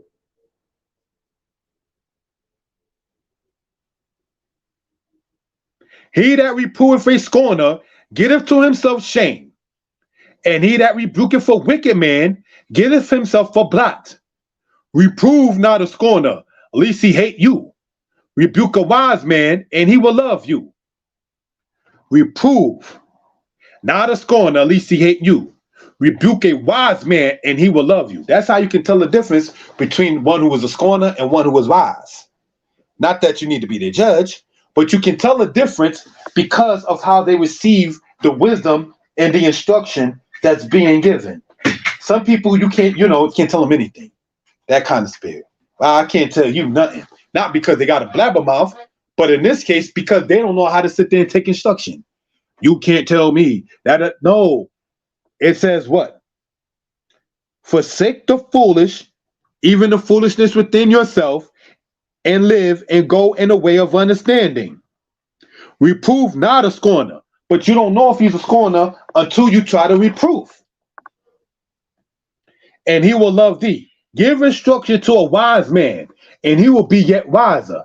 Teach a just man, just in this case meaning righteous, and he will increase in learning. Teach a just man. That means just men, righteous men, you got to be teachable. Don't sit there, I know everything. No. I remember living in South Carolina. My daughter is older than the young men or the boys that was teaching me how to feed the goats. And one of them said, Yeshaya, they're not going to bite the hand that feeds them. They're not like humans. I was like, wow. Wow. There's a squirrel that gets fed. Something tell us he's not going to try to attack. And he comes around the window ever so often. You understand? Sometimes twice a day. So I'm saying all of this to point out, brothers and sisters, that be teachable. I know of people who said, I love my mommy and daddy. I used to hide their cigarettes.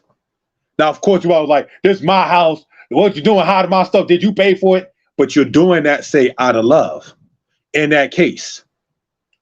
I know of someone whose mother was on crack, took his mother and said, we're going to the rehab. And when you get clean, we're leaving this area. That's love. You remember the Panthers? They used to have it to where they will literally be vomited on while people are going through the process of getting rid of the drugs in their system. Literally being hugged, and a person going through withdrawal symptoms, it's literally puking and vomiting on the other. You got to sit there and know how to sit there and deal with that with your people. You want to talk about, I am priest such and such. What do you think the priest in ancient Israel had to sit there and deal with? Let's see if the leprosy has spread to the scrotum. No homo. Let's see, heaven forbid, if one had leprosy, did it get over by her anus? And you being a male priest in Leviticus better not be on some Hophni and Pinchas. Yo, girl, let's sit it to the side. No, not that. So, brothers and sisters,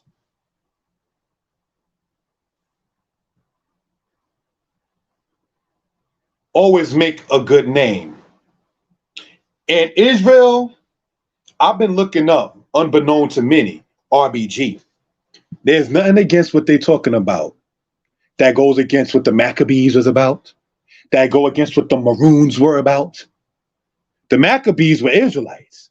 Did you know how black people got to that college, Borough Manhattan Community College? It's because the Panthers went Borough Manhattan Community College, BMCC, that I taught in, thankful for that. I taught in that college 5 semesters. Because when it was on 59th Street, they didn't want black people in there. The Black Panthers chained themselves in order to sit there and have some kind of black admissions. Did you know the Black Panthers went to the guy who was the producer of the show, The Jeffersons, and said, this is too much of being a coon. This is too much of, hey, with JJ in Good Times. You're playing buffoonery. Norman Lear, the Panthers approached him saying, we don't like that image. So what is the difference between that and the Israelites that approach Caligula like that image ain't rocking over here? So why do we think as Israel, taking because there is no Hebrew word for religion. So taking the religious, what some will call just their services out, are you doing feeding the people? Are you defending the fatherless, the widow? Or are you trying to get in between her legs? She's a single mother and I just need somebody for my kids. And you try to be that snake and slither in that. And don't think her son know what that's about. He's a male too. So you have to know what the charlatan spirit is as well.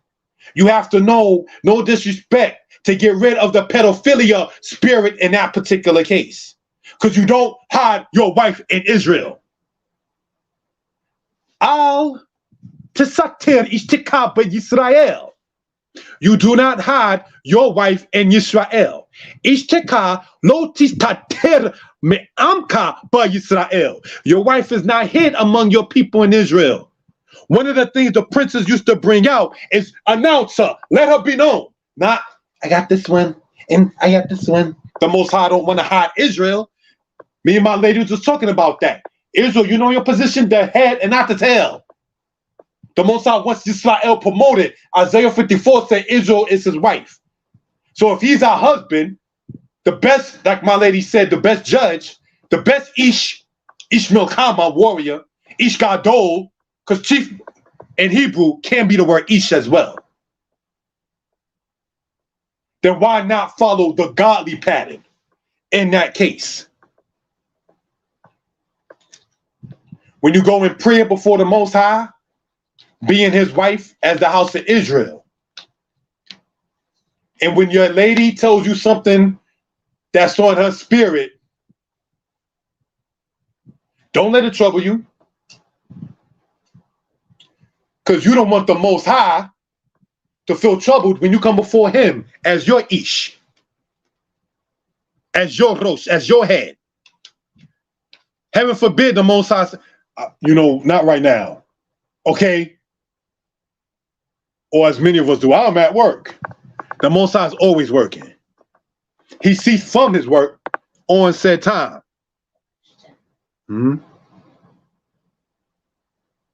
So, what does Deuteronomy 23:6 mean when it says not to speak, not to seek their prosperity?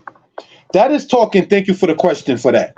That is talking about the situation with Moab and Ammon. Don't seek their prosperity. In other words, don't sit there and look for those who offended your ancestors to prosper.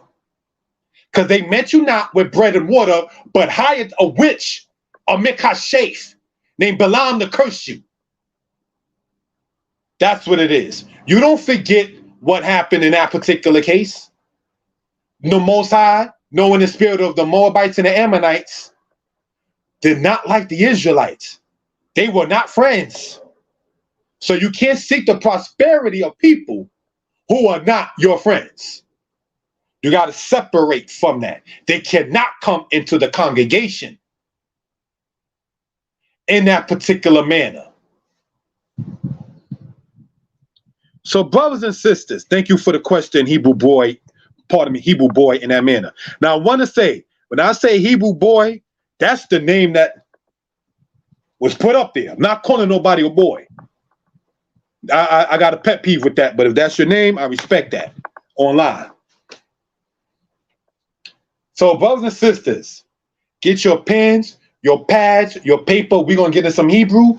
And afterward, as the presentation goes on, we're going to have a prayer service and acknowledge the new moon. The 7th month has come in. Israelites may refer to it as the time of penitence and so forth. What about Europeans? And the message was retracted. Okay, so if you wanted an answer for that, you can put the message back up. That's up to you. If it's retracted, I'm going to move on in that case. Let's go on, family, in this. Remember we were saying get your pens, your pads, and take notes? There ain't one English word on here. So what we're going to do with the time allotted is look at this. And we're going to show with the laser pointer, if we will, right? Thank you for that. Ush moratem et kukwotai wa et mishpatai asher yaase adam, pardon me, asher yaase otam ha-adam wakai bahem. Now, what word might stand out? Et, we went over that earlier. Kai, what does kai mean? Can somebody type that in the chat? Kayim, lakayim, kai. You understand? So, looking upon that in that particular realm, Ushmaratem et kukwotai, wa et mishpatai asher yaase otam ha'adam wakai bahem. Yes, it means life. That's what the word chai means. But I want to point something out in the Hebrew here with the time allotted. Thank you for that. And we're going to go to the highlighter, right? Asher Yaase Otam. And we're going to go, brothers and sisters, and show this. What's being shown with the yellow on the bottom and the red up top, right? And then underlined there in the red. That word Otam. Let us go back in the presentation, right? As we go along in this. And what do we see, brothers and sisters, in this particular manner? Right? Them, otam, same word. This is a direct pronoun. This goes after verbs, never before. So this is a word, otam, that you see there in the red there, all right, that goes after the verb. So if that be the case, as we pointed out, we want to identify what the verb is. That was part of the mission statement in this presentation, right? Let's look. Sound like the college people. The mission statement is, I normally don't talk like that. Mission statement. Anyway, let's look, if we will, family. Right? Otam. So if that goes after the matter of the verb, where's the verb? It's in the word ya'ase. So we're going to, with the highlighter in the green, show that. That's the verb. All right? This is what we're talking about when we're saying that Hebrew is easy. Now let's look, family. Ushmoratem, and you all shall keep. Et kukotai, even my laws, my statutes. Wa et mishpatai, and even my judgments. Asher which ya'afe otam ha'adam, which if a man, he will do them. Wachai bahem, and live in them. It becomes your life. Not your part-time, not your hobby, but dealing in the laws of the Most High becomes a life matter. It's the only doctrine on earth of all the ancient records that can say it will promote your life and lengthen your days.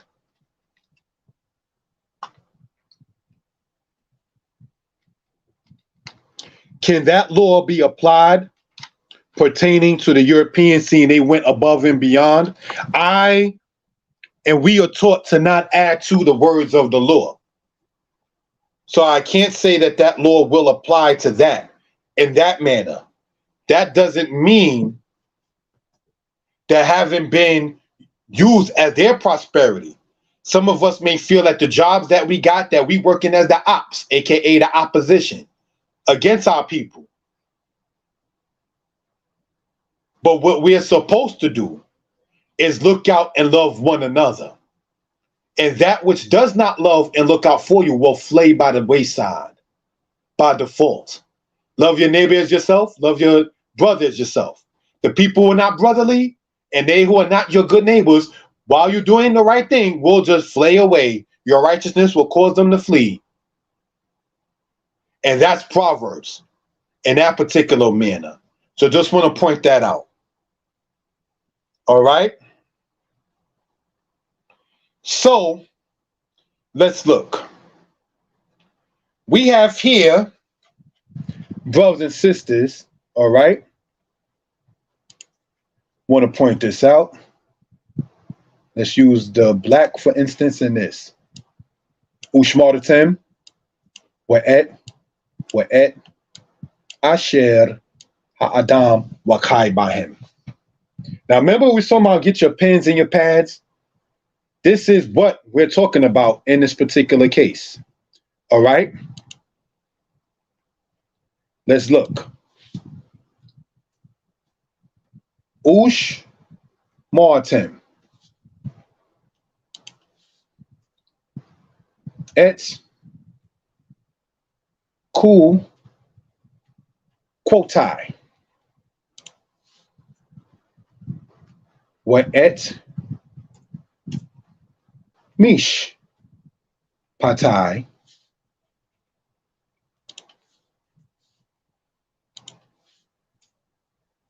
Asher Yaase Otam Ha Adam. We want to show this in real time. That's why I did it like that. Wakai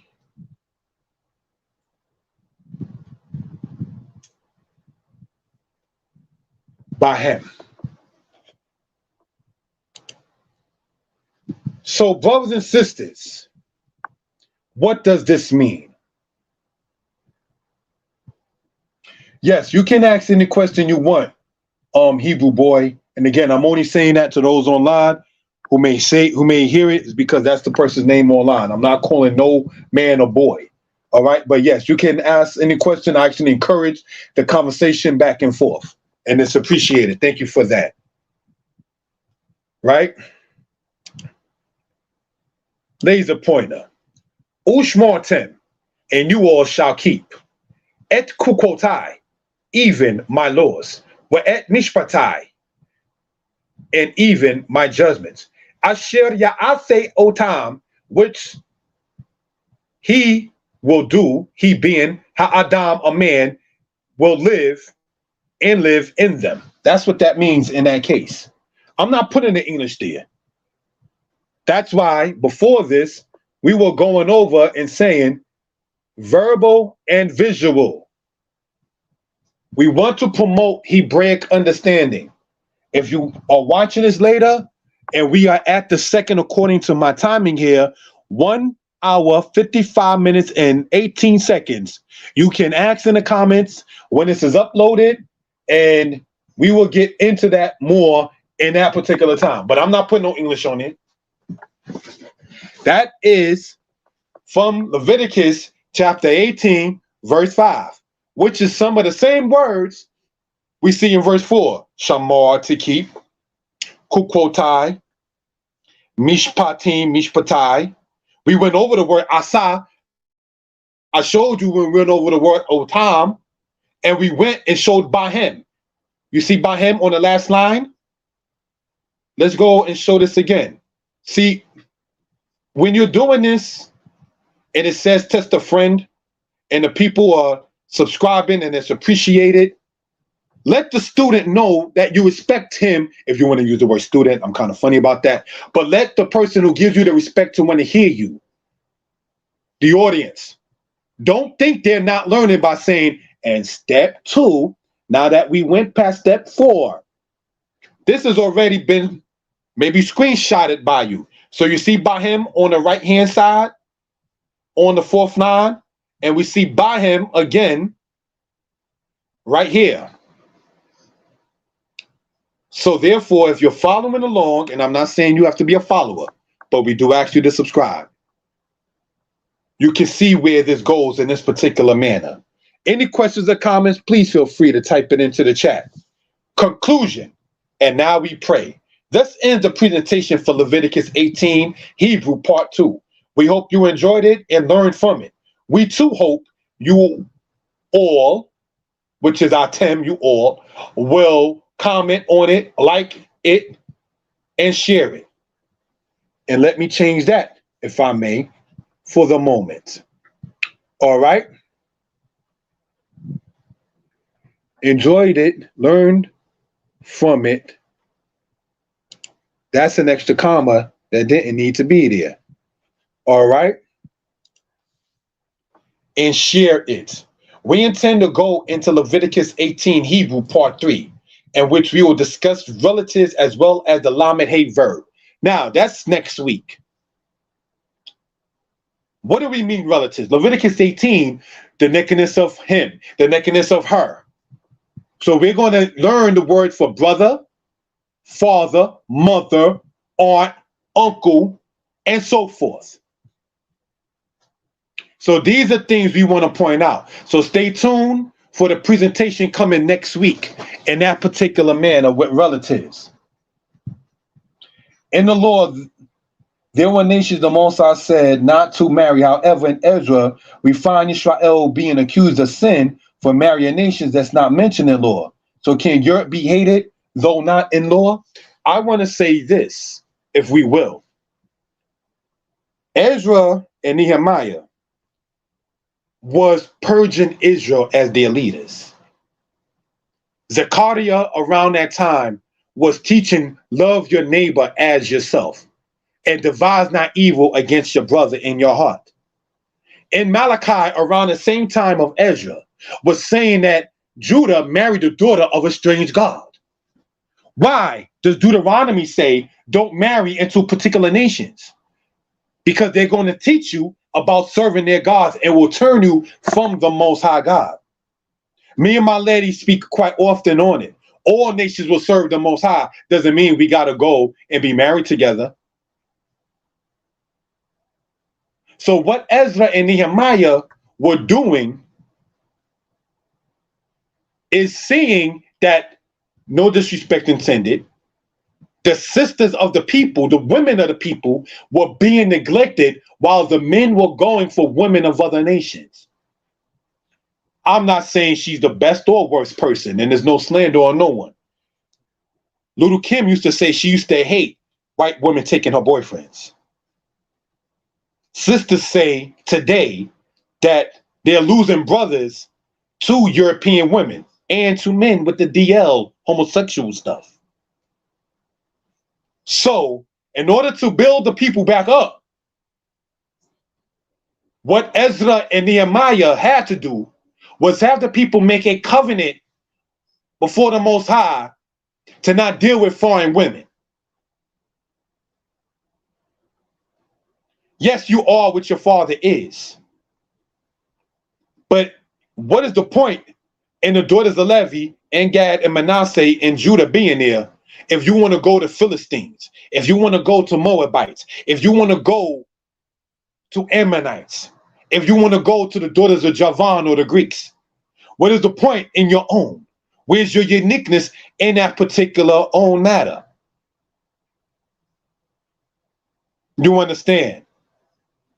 Because we have to think, Israel's going into the land of Canaan and meeting the Canaanites before they meet the Philistines. The Philistines have their own God. Goliath, quote, cursed David in the name of his God. David fought in the name of his God. All nations fight in the name of their God. When the Europeans came, they came in the name of their God. And so we want to point things out for reference purposes in that particular manner. Proverbs and wisdom teaches us to drink wells out of your own water and not strangers with you. Have your own. Don't sit back and think that women of other nations are better than your grandmother or your mother or your sister. The wicked woman is the portion of a wicked man when you go in the Apocrypha. So if you got to go near or far to find your significant other, then do so. Use discernment. But while tying that into what we're talking about with the timing of checking self with these 9 days of penitence, the Most High is talking to a specific people. And this specific people, he wants them to be together. You understand? Should the nations of Ham that are not of the same nation just blend in and mix in that? No, they shouldn't. One of the reasons why you can say that is because in Daniel chapter 10, we see that each nation is given an angel. And in Daniel 12, it says, Michael, the prince that stands for the children of your people. So, for the lack of a better term, Archangel Michael will be the angel for Israel. So if you are on earth, crossing national lines, not in worship and praise, but in procreating and recreating, then what is that doing to the order that was already established? That's something we care to point out for reference purposes.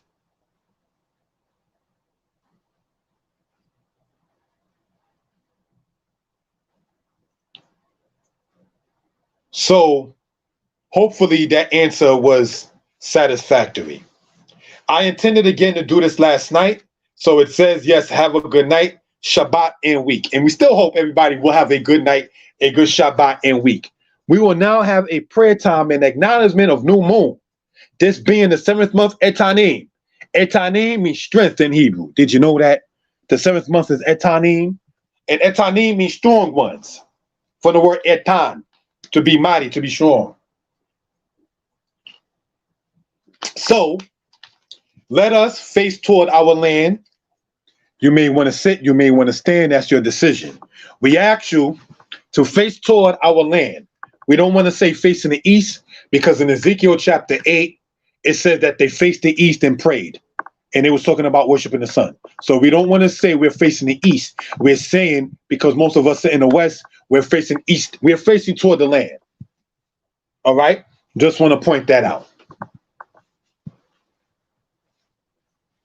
We'll be reading in Numbers chapter 10, verse 10. And Yah spoke unto Moses, saying, speak unto the children of Israel, saying, in the 7th month, in the 1st day of the month, shall be a solemn rest unto you, a memorial proclaimed with the blast of horns, a holy convocation.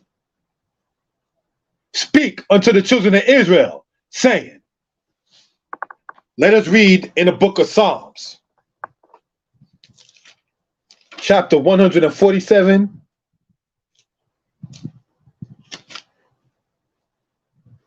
verse 18. Psalms chapter 147, verse 18. He sendeth out his word, and it melteth them. He causeth his wind to blow, and the waters flow. He showeth his word unto Jacob, his statutes and his judgments unto Israel. He hath not dealt so with any nation, and as for his judgments, they have not known them. Praise ye Yah. Let us go to read Hosea chapter 14, verse 1. Numbers chapter 10, verse 10. First, sorry.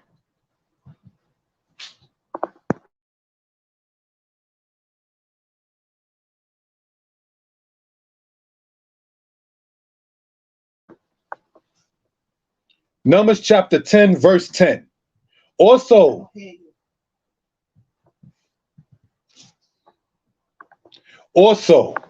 in the day of your gladness, and in your appointed seasons, and in your new moons, you shall blow with the trumpets over your burnt offerings and over the sacrifices of your peace offerings. And they shall be to you for a memorial before your God. I am the Lord your God. Hosea chapter 14. Return, O Israel, unto the Lord thy God, for thou hast stumbled in thine iniquity. Take with you words and return unto Yah. Say unto him, forgive all iniquity and accept that which is good.